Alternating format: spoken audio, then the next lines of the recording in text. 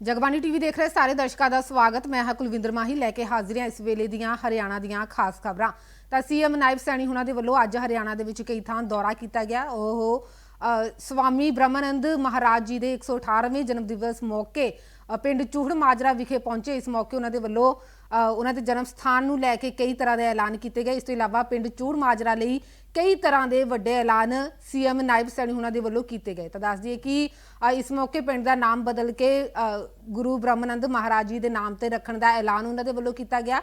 मंग की गई सी कि पिंड दे विच कोई स्किल सेंटर खोलिया जाए। तो इत्थे सीएम नायब सैनी हुणां दे वल्लों ये भी ऐलान किया गया कि उत्थे एक लाइब्रेरी खोली जाएगी। इस तो इलावा पिंड के गेट का नाम बदल के स्वामी ब्रह्मानंद महाराज जी के नाम के उत्ते रखने का ऐलान किया गया। बच्चों के कोचिंग सेंटर लिए प्लाट देने का ऐलान सीएम नायब सैनी हुणां दे वल्लों किया गया। तो यह वड्डे ऐलान सीएम नायब सैनी हुणां दे वल्लों किए गए। इस मौके उन्होंने गुरु ब्रह्मानंद महाराज जी दी जो सिक्ख्यावां ने उन्होंने भी याद किया और उन्होंने कहा कि भाजपा सरकार जो संत महात्मा ने तो उन्होंने पद चिन्ह ते चलती हुई अगे वध रही है। उन्होंने कहा कि गुरुआं नूं साडी सरकार दे वल्लों समय समय ते याद किया जाता है। उन्होंने जन्म दिवस मनाए जाते हैं तां जो लोकां दे विच वधिया संदेश जाए। इस मौके उन्होंने वल्लों की कुछ ऐलान किए गए तुहानूं भी सुना दिंदे हां कि गांव चूहड़ माजरा के लिंक रोड पर गुरु ब्रह्मानंद जी के नाम पर स्वागत द्वार का निर्माण किया जाए।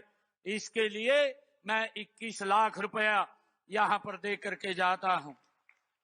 और साथियों, हरविंदर जी ने कहा है कि यह कुराना चौक इसराना का नामकरण गुरु ब्रह्मानंद जी के नाम से किया जाए।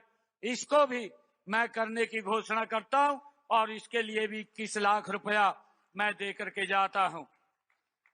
और जो डांड से पुंडरी की सड़क का नामकरण की भी गुरु ब्रह्मानंद जी के नाम से ये कहा गया है। इस सड़क का नाम भी गुरु ब्रह्मानंद जी के नाम से किया जाएगा, क्योंकि उन्होंने इसी क्षेत्र के अंदर यहां रह करके तपस्या समाज को एक मार्ग देने का काम किया है। उनकी शिक्षाएं आज भी हमारे जीवन में जीवंत हैं।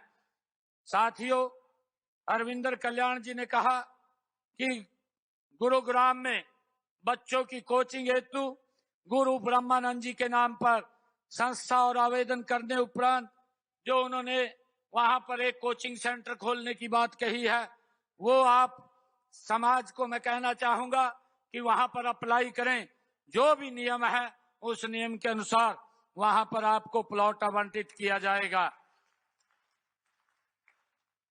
साथियों, अहर गांव जो जिला पानीपत में है, ये भी बात अरविंदर कल्याण जी ने कही है कि वहां पर सब स्टील बनाई जाए।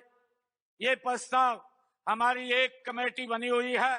मैं कहना चाहूंगा जो हमारे समाज के लोग हैं कि एक एप्लीकेशन मुझे भी और उस कमेटी के अंदर भी दे दे, वो उसको वेरीफाई करेगी और करके वहां पर जो भी नॉर्म्स होंगे उस नॉर्म्स के आधार पर ये सब तहसील बनाने का काम वहां पर किया जाएगा।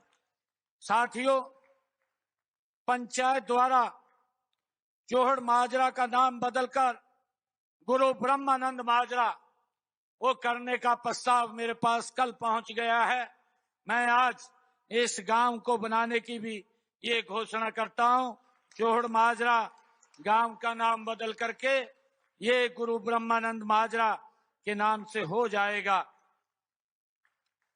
साथियों, गुरु ब्रह्मानंद जी की जन्मस्थली जैसे हम पवित्र स्थल पर यहां पर खड़े हैं, इस परिसर के विकास के लिए मैं 51 लाख रुपया अलग से दे करके जाता हूं। साथियों,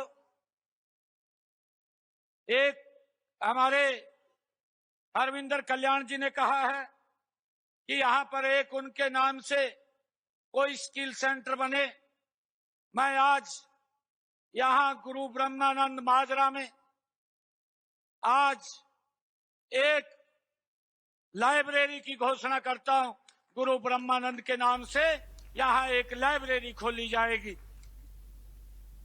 तो उधर प्रधानमंत्री आवास योजना ते सीएम आवास योजना दे विच कीतियां गईयां तब्दीलियां नूं लैके ਮੰਤਰੀ ਮਹੀਪਾਲ ਢਾਂਡਾ ਦਾ ਇੱਕ ਵੱਡਾ ਬਿਆਨ ਸਾਹਮਣੇ ਆਇਆ। ਉਹਨਾਂ ਕਿਹਾ ਕਿ ਇਹਨਾਂ ਯੋਜਨਾਵਾਂ ਦੇ ਵਿੱਚ ਜੋ ਲੋਕਾਂ ਨੂੰ ਕਠਿਨਾਈਆਂ ਪੇਸ਼ ਆ ਰਹੀਆਂ ਸੀ ਤਾਂ ਉਹਨਾਂ ਦੇ ਵਿੱਚ ਸੋਧ ਦਾ ਜੋ ਪ੍ਰਸਤਾਵ ਹੈ ਉਹ ਪੇਸ਼ ਕੀਤਾ ਗਿਆ ਹੈ। ਹਾਲਾਂਕਿ ਇਸ ਪ੍ਰਸਤਾਵ ਦੇ ਉੱਤੇ ਜੋ ਕਾਂਗਰਸ ਹੈ ਉਸ ਦੇ ਵੱਲੋਂ ਨਿੰਦਾ ਪ੍ਰਸਤਾਵ ਪੇਸ਼ ਕੀਤਾ ਗਿਆ, ਜਿਸ ਤੇ ਮਹੀਪਾਲ ਢਾਂਡਾ ਨੇ ਕਿਹਾ ਕਿ ਕਾਂਗਰਸ ਦਾ ਕੰਮ ਸਿਰਫ ਇਸ ਤਰੀਕੇ ਦੇ ਪ੍ਰਸਤਾਵ ਪੇਸ਼ ਕਰਨਾ ਹੈ। ਉਹਨਾਂ ਦੇ ਵੱਲੋਂ ਕੋਈ ਕੰਮ ਦੀ ਗੱਲ ਵਿਧਾਨ ਸਭਾ ਦੇ ਵਿੱਚ ਨਹੀਂ ਕੀਤੀ ਜਾਂਦੀ। ਤਾਂ ਕੀ ਕੁਝ ਮੰਤਰੀ ਮਹੀਪਾਲ ਢਾਂਡਾ ਉਹਨਾਂ ਦੇ ਵੱਲੋਂ ਕਿਹਾ ਗਿਆ, ਤੁਹਾਨੂੰ ਸੁਣਾ ਦਿੰਦੇ ਹਾਂ।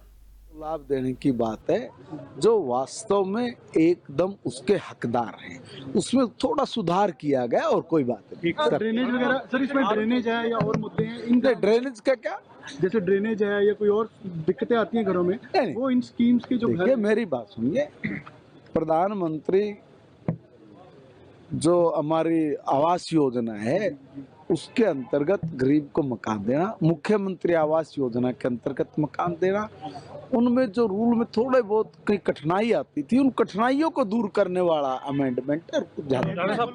निंदा प्रस्ताव भी किया है देखिए, पहले कि जो बार विपक्ष छोड़ के चला जा रहा है वॉकआउट। देखिए निंदा प्रस्ताव ही लेके आएंगे। आप बाहर लोगों को झूठ बोलते हो, आप बाहर लोगों को बरगलाते हो, गलत आप जानकारियां देते हो, और जहां सदन में जो सबसे पवित्र जगह है उस जगह पे लोकतंत्र का जो मंदिर है उस मंदिर में से आप चर्चा करने से भागते हो। हमने तो पूछा आपकी तैयारी नहीं है क्या? तो अगर तैयारी नहीं है तो फिर आप बाहर क्या बोलते हो?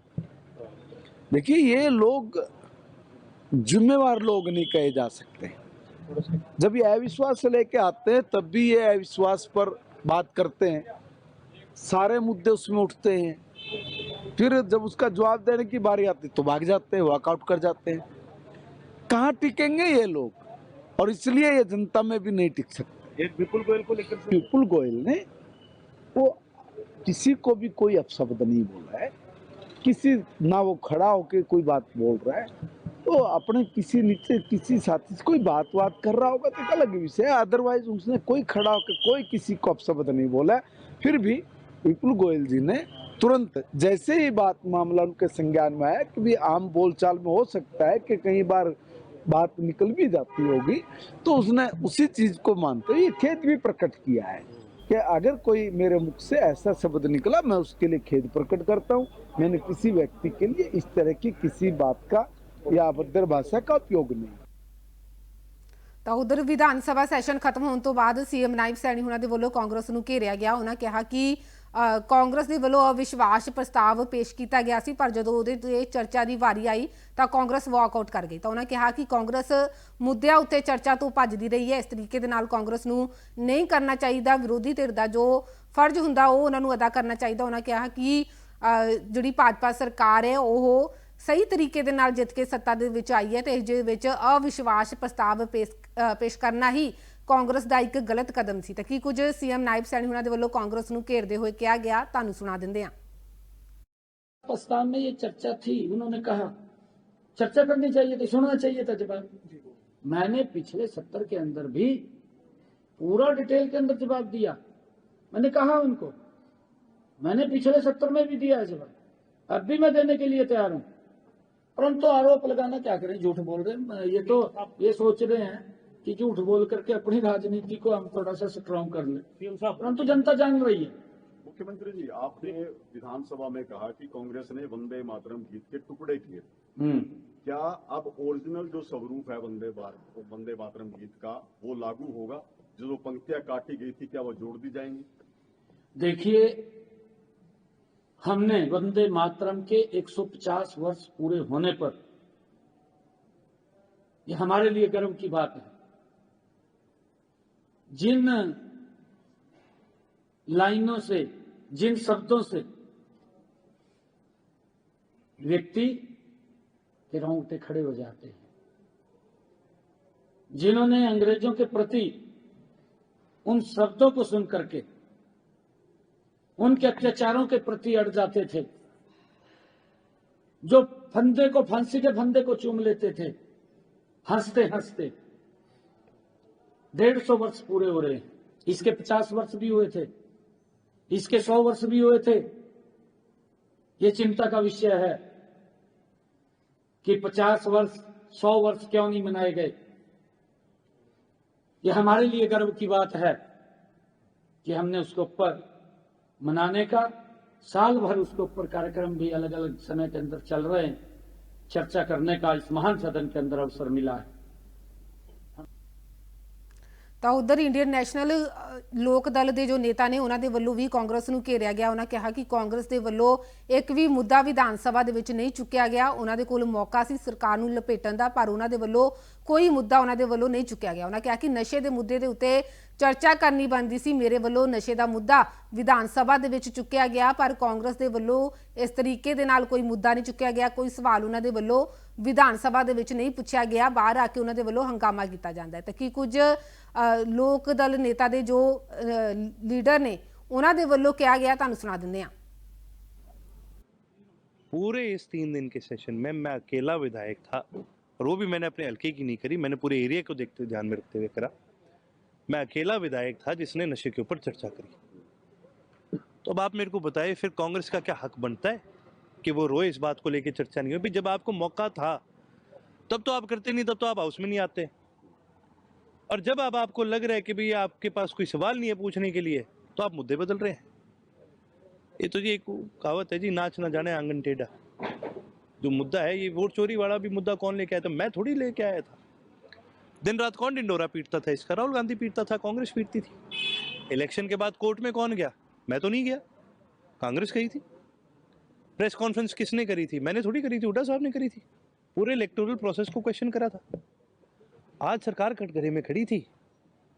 आज आप इस सरकार को पकड़ सकते थे, सवाल कर सकते थे, जहां ये गलत हो सरकार इसका कान खींच सकते थे। आज आप इस सरकार को अच्छी तरह से लपेट सकते थे, लेकिन आपने क्या किया? आपने कहा कि ये तो हमने बात ही नहीं करनी, और आप चले गए। इनको हक नहीं है किसी भी प्रकार से अपने आप को विपक्ष बोलने का, या इनको ये तक हक नहीं है कि आज वो ये भी कह सके कि इन्होंने कोई अपनी जिम्मेवारी निभाने का काम करे। 3 दिन का असर क्या लगता है? कुछ और मुद्दों पर चर्चा हो सकती थी? देखिए, चर्चा जितनी ज़्यादा हो उतना अच्छा होता है। सेशन और लंबा चलता तो उसमें फ़ायदा प्रदेश को ही होता है, नुकसान नहीं होता।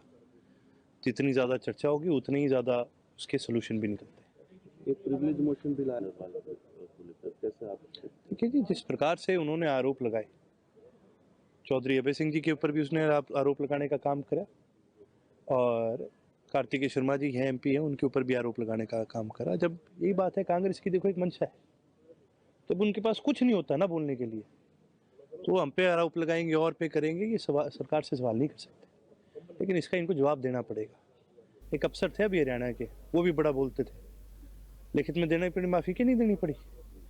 तो ये भालू का बांदर कद बन जाए, किसने के बिरा पड़े, हम लेंगे। ਤਾਂ ਇਸੀ ਹਰਿਆਣਾ ਦੀਆਂ ਅੱਜ ਦੀਆਂ ਖਾਸ ਖਬਰਾਂ। ਇਸੇ ਤਰ੍ਹਾਂ ਪੰਜਾਬ, ਹਰਿਆਣਾ ਤੇ ਦੇਸ਼ ਵਿਦੇਸ਼ ਦੀਆਂ ਖਾਸ ਖਬਰਾਂ ਲੈ ਕੇ ਤੁਹਾਡੇ ਰੂਬਰੂ ਹੁੰਦੇ ਰਵਾਂਗੇ। ਤਦ ਤੱਕ ਲਈ ਮੈਨੂੰ ਦਿਓ ਇਜਾਜ਼ਤ। ਤੁਸੀਂ ਦੇਖਦੇ ਰਹੋ ਜਗਬਾਣੀ TV।